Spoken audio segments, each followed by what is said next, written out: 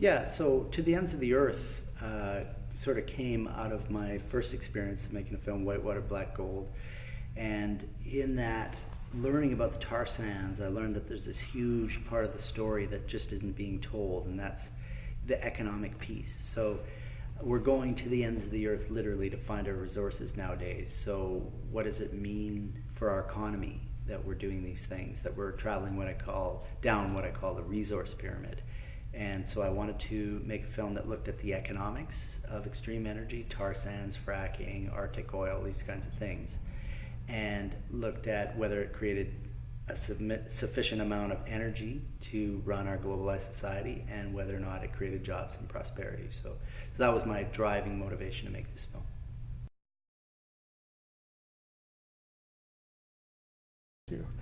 Yeah, so the process that I used to choose where I went, I looked at basically the most extreme forms of energy extraction around the world, and you look at them, and they're all happening right here in North America. So the Barnett Shale in Texas, the oil shale projects near the Colorado River, the tar sands, Arctic drilling, those kinds of things.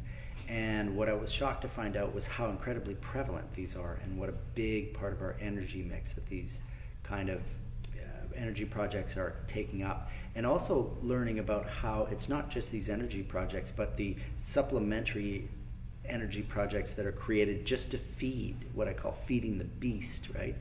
Just to feed these. So for example, fracking in northeastern British Columbia is to feed the tar sands. They need that natural gas in order to separate sand from oil. So looking at energy chains and how these energy chains are growing in size, and they're using more and more energy to get less and less back. And so that was kind of, the rabbit hole now, which I found myself going in order to research this kind of stuff.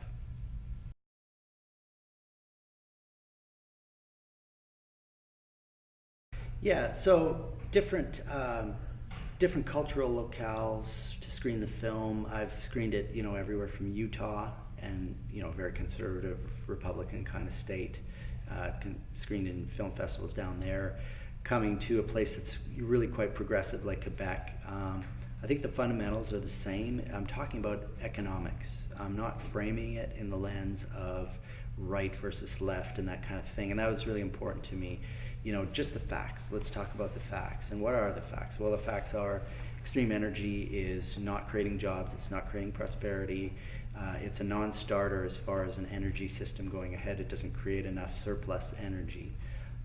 Why aren't we talking about this? So whether I'm in Utah or whether I'm in Quebec, it doesn't matter. That being said, it's obviously, it's nice to be in a place like Quebec where there's that cultural, counterculture type ethos of questioning, questioning the powers that be kind of thing. It's easier to screen in areas like that. The message is more automatically receptive, but it's just as important, if not more important, to screen in areas where people aren't receptive to the message, and yet they could receive the message because it's stated in a matter-of-fact kind of way, non-political way. And I think that just, hopefully that opens up new ideas for people that are, right now in desperate need of new ideas. Oh my God. Yeah.